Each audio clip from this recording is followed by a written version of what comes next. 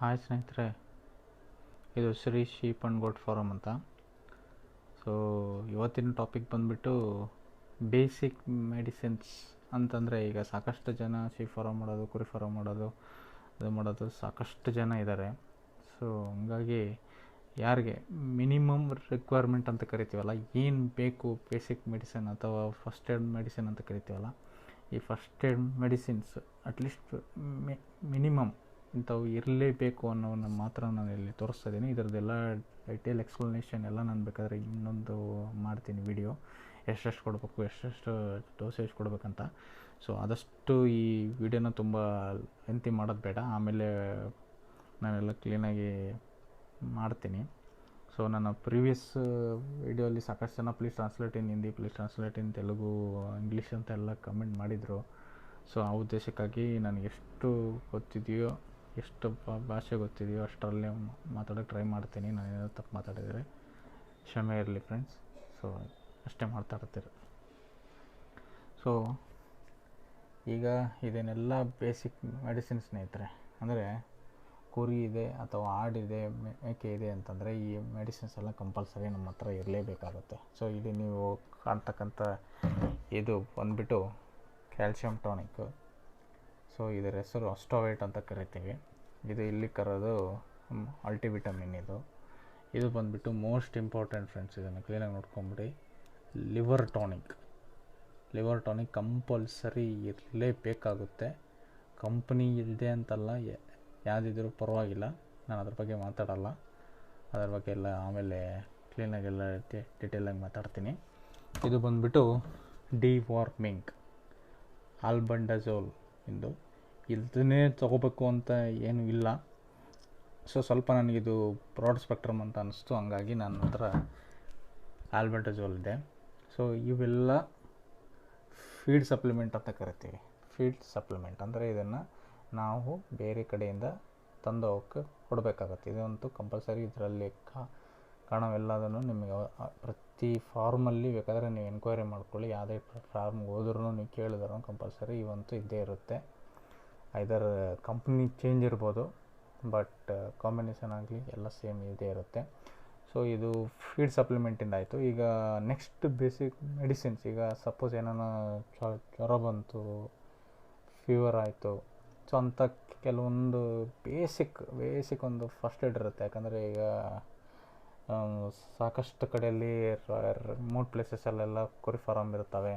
So ಅಂಥ ಕಡೆಯಲ್ಲಿ ಏನಾಗ್ಬಿಡುತ್ತೆ, doctor ಬಂದು ಅಟೆಂಡ್ ಮಾಡೋಷ್ಟಕ್ಕೆ ಒಂದು 2-3 ಡೇಸ್ ಆಗಿಬಿಡುತ್ತೆ. ಬಟ್ ಸೊ ಅಷ್ಟರಲ್ಲಿ ಕುರಿದಾಗಲಿ ಮೇಕೆದಾಗಲಿ ಅದರ ಕಂಡೀಷನ್ ಎಲ್ಲ ಸ್ವಲ್ಪ ಸೀರಿಯಸ್ ಆಗಿಬಿಡುತ್ತೆ. ಸೊ ಏನಂದರೆ ಫಸ್ಟ್ ಏಡಿನ ಉದ್ದೇಶ ಏನಪ್ಪ ಅಂತಂದರೆ, ಯಾವುದೇ ಒಂದಾಗಲಿ ಇನ್ಫೆಕ್ಷನ್ ಆಗಲಿ, ಜ್ವರ ಆಗಲಿ, ಮತ್ತೊಂದಾಗಲಿ ಜಾಸ್ತಿ ಆಗಲಿದ್ದಂಗೆ ನಾವೇ ಫಸ್ಟ್ ಏಡ್ ಅಂದರೆ ನಾವು ಅಂತಂದರೆ ನಿಮಗೆ ಅನುಭವ ಇತ್ತು, ನಮಗೆಲ್ಲ ಇತ್ತು ಅಂತಂದರೆ ನೀವೇ ಮಾಡ್ಕೋಬೋದು, ಇಲ್ಲ ಅಂತ ಅನ್ನಲ್ಲ. ಇಲ್ಲ ಅಂತಂದರೆ ಅಟ್ಲೀಸ್ಟ್ ಬೇಸಿಕ್ ಮೆಡಿಸಿನ್ಸ್ ಆದರೂ ನಮ್ಮ ಹತ್ರ ಈ ಥರ ಇದೆ ಸರ್ ಅಂತ ಡಾಕ್ಟ್ರಿಗೆ ಫೋನ್ ಮಾಡಿದಾಗ ಹೇಳಿದ್ರೆ ಅವರೇ ನಿಮಗೆಲ್ಲ ಐಡಿಯಾಸ್ ಕೊಡ್ತಾರೆ. ಸೊ ಹಂಗಾಗಿ ಈಗ ಅರ್ಧ ರಾತ್ರಿ ಟೈಮಲ್ಲಿ ಏನೋ ಒಂದು ಆಯಿತು, ಸೊ ಆ ಟೈಮಲ್ಲಿ ಹೋಗಿ ನಾವು ಮೆಡಿಕಲ್ ಶಾಪ್ಗೆಲ್ಲ ಆ ಟೈಮಲ್ಲಿ ಹೋಗೋಕ್ಕಾಗಲ್ಲ. ಆ ಉದ್ದೇಶಕ್ಕೋಸ್ಕರ ಫಸ್ಟೇ ನಮ್ಮ ಹತ್ರ ಬೇಸಿಕ್ ಮೆಡಿಸಿನ್ಸ್ನ ಕಂಪಲ್ಸರಿ ಇಟ್ಕೋಬೇಕಾಗತ್ತೆ. ಇದು ಸ್ಕ್ರೀನಲ್ಲಿ ಕಾಣಿಸ್ತಿರೋದೆಲ್ಲ ಇದು ಫೀಡ್ ಸಪ್ಲಿಮೆಂಟು. ಈಗ ನೆಕ್ಸ್ಟ್ ಮೆಡಿಸಿನ್ಸ್ ಬಗ್ಗೆ ತೋರಿಸ್ತೀನಿ. ಇದು ಬಂದುಬಿಟ್ಟು ಮೆಲಾಕ್ಸಿಕ್ಯಾಮ್ ಆ್ಯಂಡ್ ಪ್ಯಾರಾಸಿಟಮಾಲ್ ಇಂಜೆಕ್ಷನ್ನು. ಇದು ಪರ್ಪಸ್ ಬಂದುಬಿಟ್ಟು ಫೀವರು ಮತ್ತು ಏನಾನ ಬಾಡಿ ಪೇನ್ ಥರ ಇದ್ದರೆ ಇದು it acts as a pain killer along with ಫೀವರ್ಗೂ ಕೆಲಸ ಮಾಡುತ್ತೆ. ಸೊ ಇದು ಕಂಪಲ್ಸರಿ ಯಾವುದೇ ಫಾರ್ಮಲ್ಲಿ ಹೋಗಿ ಇದನ್ನಂತೂ 100% ಎಲ್ಲರೂ ಇಟ್ಕೊಂಡೇ ಇರ್ತಾರೆ ಇದರದ್ದು. ಇದು ಮತ್ತು ಹೆಂಗೆ ಕೊಡಬೇಕು, ಎಷ್ಟು ಡೋಸೇಜ್ ಕೊಡಬೇಕು ಅದನ್ನೆಲ್ಲ ನಾನು ಈ ವಿಡಿಯೋಲಿ ಹೇಳಲ್ಲ, ನೆಕ್ಸ್ಟ್ ವಿಡಿಯೋಲಿ ಹೇಳ್ತೀನಿ. ಬಿಕಾಸ್ ಇಲ್ಲಾಂತಂದರೆ ಇದಂತೂ ಜಾಸ್ತಿ ಆಗಿಬಿಡುತ್ತೆ, ನಿಮಗೂ ಕೇಳೋಕ್ಕೂ ಬೋರು. ಸೊ ಇದೊಂದು in case of any fever ಅಥವಾ ಬಾಡಿ ಪೇನ್ ಇತ್ತು ಅಂತಂದರೆ ಇದು ಬರುತ್ತೆ. ನೆಕ್ಸ್ಟ್ ಇದು ಬಂದುಬಿಟ್ಟು ಎಂಡ್ರೋಫ್ಲಾಕ್ಸಿನ್ ಅಂತ ಕರಿತೀವಿ. ಇದು ಇಂಜೆಕ್ಷನ್ನೇ, ಇದು ಆ್ಯಂಟಿಬಯೋಟಿಕ್ಕು. ಇದು ಆಲ್ಮೋಸ್ಟು ಇದೊಂದು ಇದ್ಬಿಟ್ರೆ ನಾವು ಆರಾಮಾಗಿ ಫಸ್ಟ್ ಏಡ್ ಆರಾಮಾಗಿ ಪ್ರತಿಯೊಂದಕ್ಕೂ ನಾವು ಫಸ್ಟ್ ಏಡ್ ಆಗಿದೆ ತುಂಬ ಚೆನ್ನಾಗಿ ಕೆಲಸ ಮಾಡುತ್ತೆ. ಸೊ ಇದೊಂದು ಇತ್ತಪ್ಪ ಅಂತಂದರೆ ಡಾಕ್ಟ್ರು ಬರೋದು ಇನ್ನೊಂದು 2-3 ಡೇಸ್ ಆದರೂ ನಾವು ಆರಾಮಾಗಿ ಮೇಂಟೈನ್ ಮಾಡ್ಬೋದು. ಸೊ ಇದು ಇಂಜೆಕ್ಷನ್. ಇದು ಇದು ಆ್ಯಂಟಿಬಯೋಟಿಕ್ ಬರುತ್ತೆ. ಇದು ಆ್ಯಂಟಿಬಯೋಟಿಕ್ನ ಇದನ್ನು ಯಾವಾಗ ಕೊಡ್ತೀವಿ ಅನ್ನೋದನ್ನು ನಾನೆಲ್ಲ ಸಪ್ರೇಟಾಗಿ ಹೇಳ್ತೀನಿ. ಇದು ಬಂದ್ಬಿಟ್ಟು ಟಾನಿಕ್, ಇದು ಸಿರಪ್ಪು ಆಫ್ಲಾಕ್ಸಿನ್ ಆ್ಯಂಡ್ ಆರ್ಡೋಜಲ್ ಸಸ್ಪೆನ್ಷನ್ ಅಂತ ಕರಿತೀವಿ. ಈ ಕಾಂಬಿನೇಷನ್ ಅಷ್ಟೇ ನೋಡ್ಕೊಳ್ರಿ. ಬೇಕಾದರೆ ಈ ಬ್ರ್ಯಾಂಡ್ ಕಂಪ್ನಿ ಎಲ್ಲ ಚೇಂಜ್ ಇದ್ರೂ ಪರವಾಗಿಲ್ಲ, ಸೇಮೇ ಕೆಲಸ ಮಾಡುತ್ತೆ. ನಿಮ್ಮ ಹತ್ರದಲ್ಲಿ ನಿಮ್ಗೆ ಯಾವುದು ಅನುಕೂಲ ಇದೆ ಸಿಗುತ್ತೆ ಅಂತಂದರೆ, ಬಟ್ ಈ ಕಾಂಬಿನೇಷನ್ ಮಾತ್ರ ನೋಡ್ಕೊಳ್ಳಿ. ಇದು ಆಫ್ಲಾಕ್ಸಿನ್ ಅಂತ ಕರಿತೀವಿ, ಇದು ಸಿರಪ್ಪಲ್ಲಿದೆ. ಸೊ ಇದು ಏನಪ್ಪ ಅಂತಂದರೆ, ಕುರಿಗಾಗಲಿ ಮೇಕೆಗಾಗಲಿ ಏನಾನ ವ್ಯಾಧಿ ಆಯಿತು, ಲೂಸ್ ಮೋಷನ್ಸ್ ಆಗುತ್ತಲ್ಲ, ಸೊ ಆ ಟೈಮಲ್ಲಿ ಈ ಮೆಡಿಸಿನ್ ನಿಮಗೆ ಯೂಸ್ ಆಗುತ್ತೆ. ಈ ಡೋಸೇಜಿಂದೆಲ್ಲ ಸಪ್ರೇಟಾಗಿ ಮಾಡ್ತೀನಿ, ಈಗೇನು ಕೇಳಬೇಡಿ. ನೆಕ್ಸ್ಟ್ ಬಂದ್ಬಿಟ್ಟು ಈಗ ನಾನು ಇಲ್ಲಿ ತೋರಿಸ್ನಲ್ಲ, ಈ ಆ್ಯಂಡ್ರೋಫ್ಲಾಕ್ಸಿನ್ ಇದು ಇಂಜೆಕ್ಷನ್ನು, ಇದು ಸಿರಪ್ಪು. ಸೊ ಇಂಜೆಕ್ಷನ್ನು ಇದೆ, ಸಿರಪ್ಪು ಇದೆ ಅಂತ ಕನ್ಫ್ಯೂಸ್ ಆಗೋಕ್ಕೆ ಹೋಗಬೇಡಿ. ಅದನ್ನು ಸೇಮ್ ಕೆಲಸ ಮಾಡುತ್ತೆ, ಇದನ್ನು ಕೆಲಸ ಮಾಡುತ್ತೆ. But purpose depend upon the situation ಮೇಲೆ ಹೋಗುತ್ತೆ. ಕುರಿ ಯಾವ ಸ್ಟೇಟಲ್ಲಿದೆ, ಹೆಂಗಿದೆ ಅನ್ನೋದ್ರ ಮೇಲೆ ನಾವು ಸಿರಪ್ ಕೊಡಬೇಕಾ ಇಂಜೆಕ್ಷನ್ ಕೊಡಬೇಕಾ ಅನ್ನೋದು ಡಿಪೆಂಡ್ ಆಗುತ್ತೆ. ಓಕೆ, ನೆಕ್ಸ್ಟ್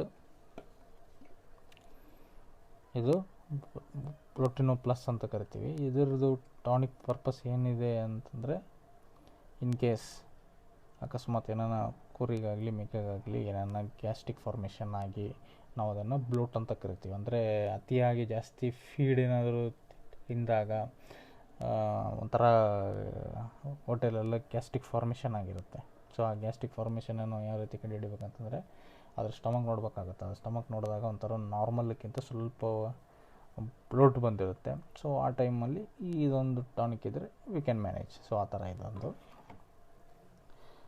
ನೆಕ್ಸ್ಟ್ ಬಂದುಬಿಟ್ಟು ಇದು ಇಸ್ಟಾನಿಲ್ ಅಂತ ಕರಿತೀವಿ, ಇದ್ರದ್ದು ಬ್ರ್ಯಾಂಡ್ ಹೆಸರು. ಅಂದರೆ ಇದ್ರ ಪರ್ಪಸ್ ಯಾಕೆ ಅಂತಂದರೆ, ನಾವು ಏನಾದರೂ ಇಂಜೆಕ್ಷನ್ ಮಾಡಿದಾಗ, ಆ್ಯಂಟಿಬಯೋಟಿಕ್ ಕೊಟ್ಟಾಗ ನಾವು ಕೊಟ್ಟಿದ್ದು ಏನೂ ರಿಯಾಕ್ಷನ್ ಆಗಬಾರ್ದು, ಅಲರ್ಜಿ ಆಗಬಾರ್ದು ಅನ್ನೋ ಉದ್ದೇಶಕ್ಕೆ ಇದನ್ನು ಇಸ್ಟಾನಿಲ್ ಅಂತ ಕರಿತೀವಿ. ಇದನ್ನು ನಾವು ಕೊಡ್ತೀವಿ ಫ್ರೆಂಡ್ಸ್. ಸೊ ಇದು ಅಟ್ಲೀಸ್ಟ್ ಬೇಸಿಕ್ ಇಷ್ಟಿದ್ದರೆ ನಾವು ಯಾವಂಗೂ ಸಮಾಧಾನ ಮಾಡ್ಬೋದು. ಇದು ಬಂದುಬಿಟ್ಟು normal hydrogen peroxide in case of ಏನಾನ ಅದಕ್ಕೆ ಗಾಯಗಾಯ್ತು, ಕೈಗಾಗಲಿ ಕಾಲಿಗಾಗಲಿ ಎಲ್ಲದರದ್ದು ಗಾಯ ಆಗಿದ್ದ ಕಡೆ ಹೈಡ್ರೋಜನ್ ಪೆರಾಕ್ಸೈಡ್ ಆಗಿ ಕ್ಲೀನ್ ಮಾಡಿಕೊಂಡು ಐಡಿನ್ ಆಯಿಂಟ್ಮೆಂಟ್ ಅಂತ ಸಿಗುತ್ತೆ, ಇದನ್ನು ಹಚ್ಬಿಟ್ರೆ ಕ್ಲಿಯರ್ ಅಪ್ ಆಗ್ಬಿಡುತ್ತೆ. ಇನ್ನೂ ಒಂದು ಏನು ಇಂಪಾರ್ಟೆಂಟ್ ಅಂದರೆ, ಇದು ಬಂದುಬಿಟ್ಟು ORS ಪೌಡ್ರ್ ಇದು. ಸೊ ಇನ್ ಕೇಸ್ ಏನಾದರೂ ತುಂಬ ವ್ಯಾಧಿ ಆಯಿತು, ಅದಕ್ಕೆ ಡಿಹೈಡ್ರೇಷನ್ ಆಗಿಬಿಡ್ತು, ಸೊ ಅಂಥ ಟೈಮಲ್ಲಿ ನಾವು ನಾರ್ಮಲ್ ಡ್ರಿಂಕಿಂಗ್ ವಾಟ್ರಲ್ಲಿ ಇದನ್ನು ಹಾಕಿ ಕುಡಿಸ್ಬಿಟ್ರೆ ವಿತಿನ್ ಒಂದು 5 ನಿಮಿಷ 10 ನಿಮಿಷದಲ್ಲಿ ಅದಕ್ಕೆ ಬೇಕಾಗಂತ ಎಲ್ಲ ಸಿಗುತ್ತೆ ಮಿನರಲ್ಸು. ಸೊ ಅದು ಆ್ಯಕ್ಟಿವ್ ಆಗಿಬಿಡುತ್ತೆ. ಸೊ ಹಾಗಾಗಿ ಒಂದು ಜಾಗ್ರತೆಯಾಗಿ ಇದನ್ನು ಇಟ್ಕೊಳ್ಳೋದು ಒಳ್ಳೆಯದು. ಆಮೇಲೆ ನೆಕ್ಸ್ಟ್ ಸಿರಿಂಜ್ ಬಗ್ಗೆ ಮಾತಾಡ್ತೀನಿ ಇಲ್ಲಿ. ಓಕೆ, ಇದು 5 ml ಸಿರಿಂಜ್ ಇದು. ಸೊ ನಮ್ಮ ಎಲ್ಲ ಇದಕ್ಕೂ ಇದೊಂಥರ ಮಲ್ಟಿಪರ್ಪಸ್ ಅನ್ಸೇವಿ. ನಾವು ಏನೇ ಇಂಜೆಕ್ಷನ್ ಮಾಡಲಿ, ಆ್ಯಂಟಿಬಯೋಟಿಕ್ ಹಾಕಲಿ, ಏನೇ ಮಾಡಿದ್ರು 5 ml ಇಂಜೆಕ್ಷನ್ ಸಾಕಾಗುತ್ತೆ. ಆಲ್ಮೋಸ್ಟ್ ವ್ಯಾಕ್ಸಿನೇಷನ್ ಆಗಲಿ ಇದರಲ್ಲೇ 5 ml ಅಲ್ಲೇ ಮಾಡ್ಬೋದು, ಏನು ತೊಂದರೆ ಇಲ್ಲ. ಸೊ ಹಂಗಾಗಿ ಒಂದು 5 ml ಒಂದು ಇಟ್ಕೊಂಡಿರ್ತೀವಿ. ಸೊ 5 ml ಸಾಕು ಸಿರಿಂಜು ಒಂದು. ನೆಕ್ಸ್ಟ್ ಇನ್ನೊಂದು 20 ml ಇದೆ.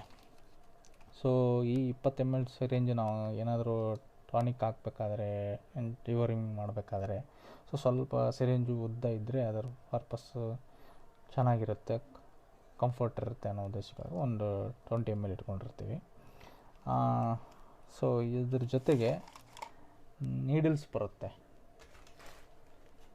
ನೀಡಲಲ್ಲಿ 3 ಇದ್ದಾವೆ, 3 ವೆರೈಟಿ.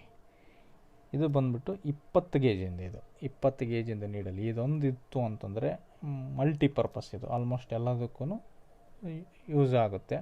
ತೀರಾ ಚಿಕ್ಕ ಮರಿ ಇದ್ದಾವೆ ಅಂತಂದರೆ 18 kg ಹೋಗ್ಬೇಕಾಗುತ್ತೆ. ಅಂದರೆ ಇದಕ್ಕಿಂತ ಸಣ್ಣದಿರುತ್ತೆ.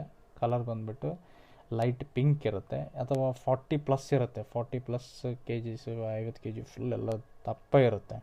ಅಂಥವಕ್ಕೆ 24 kg ಹೋಗಬೇಕಾಗುತ್ತೆ. ಬಟ್ ನಾರ್ಮಲ್ಲಾಗಿ ಜನ್ರಲ್ಲಾಗಿ ಕನಿಷ್ಠ ಅಂತಂದರೆ ಇದೊಂದು ಇದ್ದರೆ ಹೇಗೋ ಮ್ಯಾನೇಜ್ ಮಾಡ್ಬೋದು.